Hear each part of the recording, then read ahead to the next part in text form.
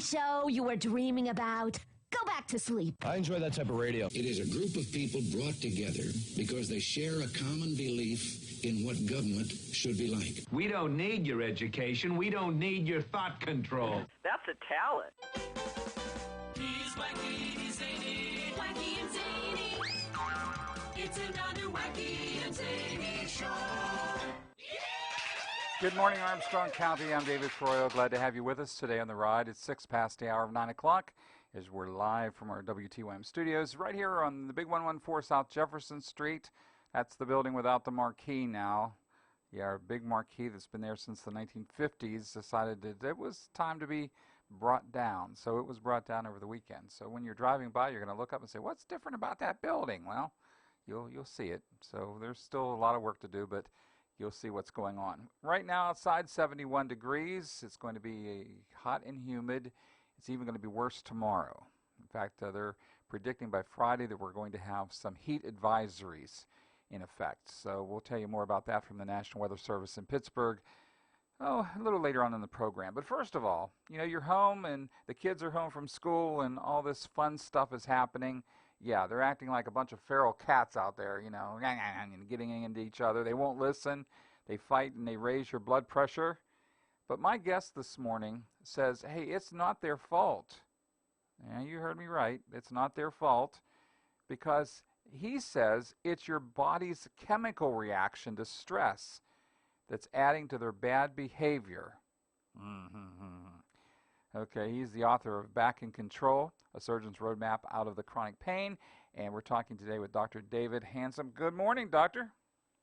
Hi, David. Thank you very much for having me on the show. Glad to have you with us this morning. Let's talk a little bit about this. You were saying, if I understand this right, that when we get anxiety-ridden, whenever we get stressed, that our body puts out this chemical and that stresses other people around us? Right. Basically, the human body is designed to survive. So anytime there's a threat, whether it's a physical threat or a mental threat, your body has a chemical reaction of adrenaline, cortisol, and histamines to increase your chances of survival. Anxiety is just a description of the level of those stress chemicals. It's not psychological. The reason why it's so critical is that the human brain processes 11 million bits of information per second. The conscious brain processes 40. So what happens, you become anxious because you're threatened, again, mental or physical. And then when you can't solve the problem, i.e. the antidote to anxiety is control, you control the threat, chemicals drop, anxiety drops. So anxiety is just a description of the state of your body's chemistry. When you're trapped and you can't solve the problem, your body secretes more chemicals and you become angry. So basically at that point it's all about survival, and these are very irrational circuits and they're not subject to rational control. The problem in the family is a process called mirror neurons, again, not psychological, just a direct neurological stimulation. And if you notice, if you're in a great mood, people around you start laughing and relaxing. If you're in a bad mood, people around you begin to act the same way. Again, it's not psychological. There's an effect called mirror neurons where you directly are stimulating that part of the person's brain. So if you come in, and the reason why we found this out is I've done a lot of work in chronic pain. I was in chronic pain myself for 15 years. We discovered the last couple of years that we can do all these treatments for chronic pain that are effective, but if you go home to a family situation, and there's research done on this, and you are what's called triggered, in other words, you're upset, your body has this large chemical reaction, and it becomes pure chaos in the family, and the pain comes back. So what we found out by understanding these reactions are like this cosmic ping pong game, and simply using an arbitrary set of rules to break up these patterns of behavior, the chaos drops, the body chemistry improves, pain disappears. We found out that the family is probably the biggest factor in keeping people in chronic pain, and also the most powerful factor in pulling people out of chronic pain. The family. The family. The family is. So in other words, I go to the hospital and I get feeling better, but I go home to I'm just making this up, folks. So I go home to a family that, now they're nitpicking and they're fussing and there's confusion in the home. There's not an orderly group of events going on. It's just chaos. And so that increases my stress level too, and so I'm adding to it? Correct. What happens when you're, again, anxiety is just a description. It is not psychological. So when you're anxious and frustrated, you have elevated levels of your body's chemistry, which, by the way, translates into physical symptoms. So one of the symptoms is that it doubles the nerve conduction, so you actually feel more pain. Then you're more trapped and more frustrated, more stress chemicals.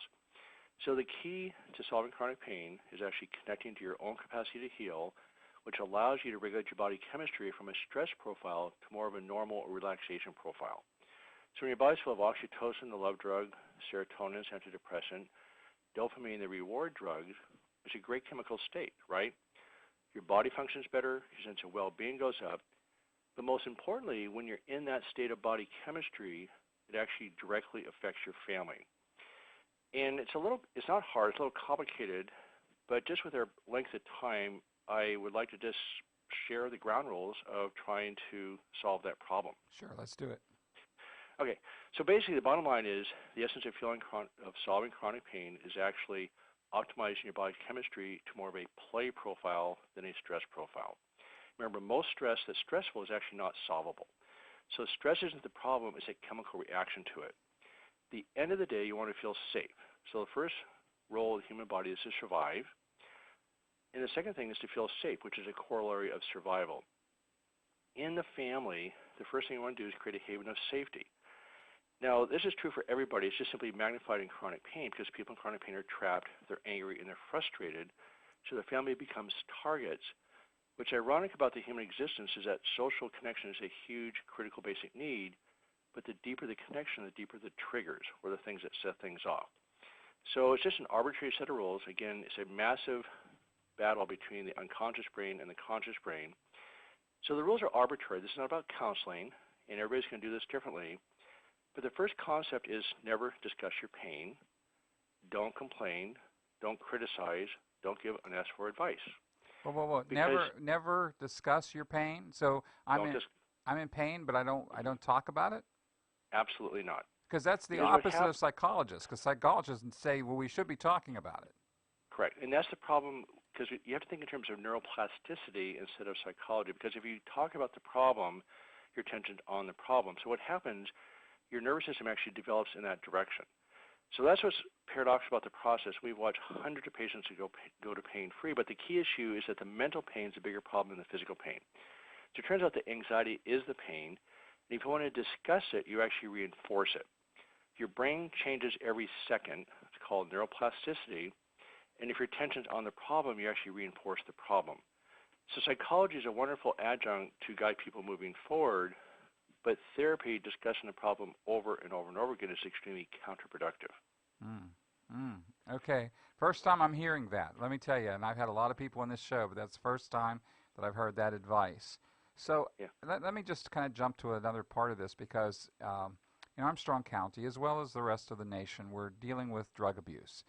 And there's not a family that is not affected in some way, somehow, but part of their family is in the middle of this. So when you have that matrix that's going on, that dynamic inside that family, then what happens at that point to all of this chronic pain issues that you're talking about and how you're solving them?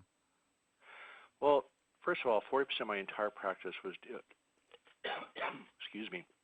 was dealing with people addicted to drugs. I did a lot of spine surgery on infected spines because the bacteria gets into the blood, lodges in the spine, and destroys the spine. So 40% of my entire practice was dealing with drug addicts.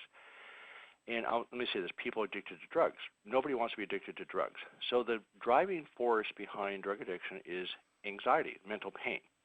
And again, you can't escape your thoughts, which creates the same chemical reaction as a physical threat. And what happens, you'll do, and remember, anxiety is a survival reaction, so it's intended to be very unpleasant. Drugs work. When you're on drugs, you don't feel any pain. Obviously, when you come off the drugs, there's a problem. And what happens, the solution to the opioid epidemic, by the way, is not restricting access, it's actually decreasing anxiety and solving chronic pain. 87% of people on opioids have chronic pain. Right now, the medical profession is actually using a mechanical approach to solve a neurological problem. And by not solving that problem, people will do anything to escape the anxiety, which includes drugs. So again, it's a limited time. I did write a book, Back in Control, which goes through the whole process. That's about 90% self-directed.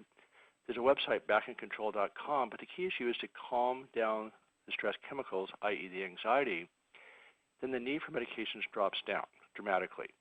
And again, with the family situation, if you're actually calming down the family, as the parents calm down, the kids are actually reflecting your behavior. In other words, the mirror neuron effect is that the second piece of advice I give to parents is that when you walk in the front door of your house, don't come in angry. Do not do that. If you're angry or upset, simply drive down the block, take a break, take a walk, but don't walk in the door if you're upset. Because what you've done through the mirror neurons effect, you've actually stimulated your family's nervous systems. Then all of a sudden you get this huge ping pong game going, and of course, you know, when you're in an argument or fight, nothing ever gets solved, right?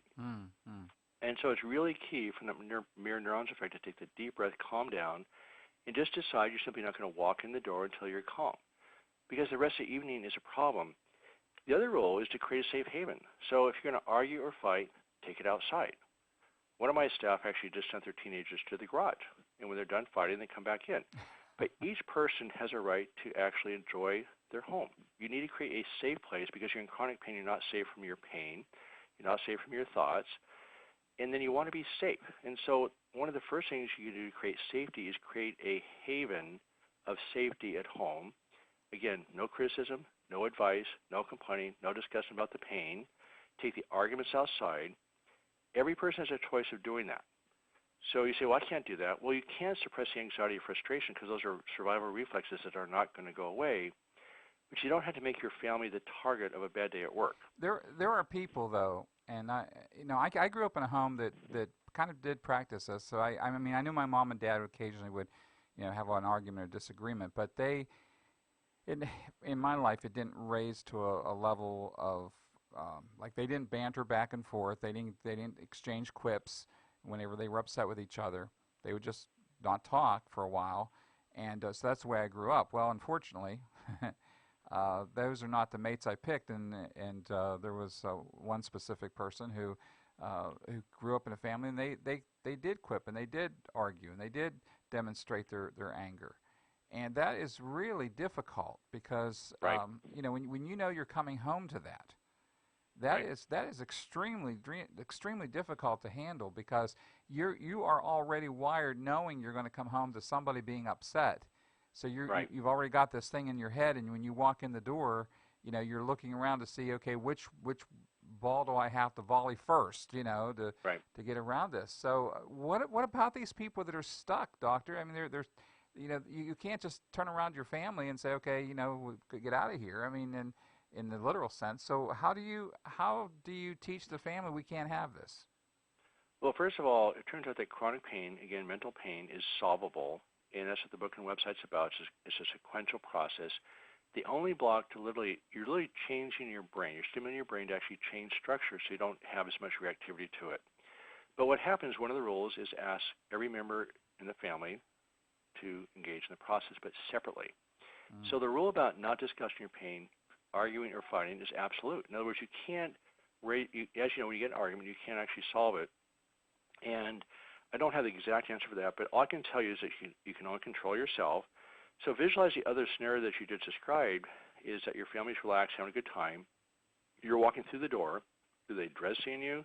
Are they excited to see you? Do they not know who they're going to see?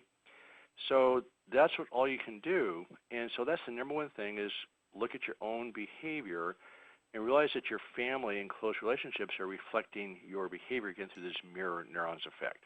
And it is remarkable. So we found out, again, we do all these different things to solve chronic pain, but if we didn't deal with the family triggers, why it just negated everything, conversely, the rules are arbitrary. In other words, I can't get into counseling part of it because that's not the key. So once you can break up these patterns, then you have a chance of actually solving the problem. But, well, what do we do? And so the issue, of course, is your family's unhappy when you walk home. Well, what was your role originally, say 5 years ago, in creating that atmosphere of doing that, or why is it still going on, et cetera? So these are tough situations. These are not easy because the essence of anger is that if you upset me for some reason, even though it feels like you simply triggered something in me. It has nothing to do with you. So a stranger on the street could say something that wouldn't faze me at all. If you say it, it may just put me through the roof. Well, is it me or you? Well, it's me. One of the basic concepts of chronic pain is taking 100% responsibility for your own anxiety and anger and sense of happiness. 100%. And again, it still feels like you, but it's actually me. Yeah, that's major, taking responsibility, and that's the one thing that we always blame shift. It's somebody else's problem, not mine. The author today is with me. He's Dr. David Handsome. He's the author of Back in Control, A Surgeon's Roadmap Out of Chronic Pain. Man, we could talk so much longer on this subject, but I can't because we're running out of time. But, Doctor, thank you so much for being with me. I do appreciate it. Thank you very much. All right, have a great day. All right, it's 21 past the hour. You're listening to David and Friends on 1380 AM, FM 103.7 WTYM. We're going to take a look at regional sports, and when I come back, we want to check in with the National Weather Service and find out about that humid, hot weather coming, as we approach the weekend. I'll be right back. Right after this, stay with me.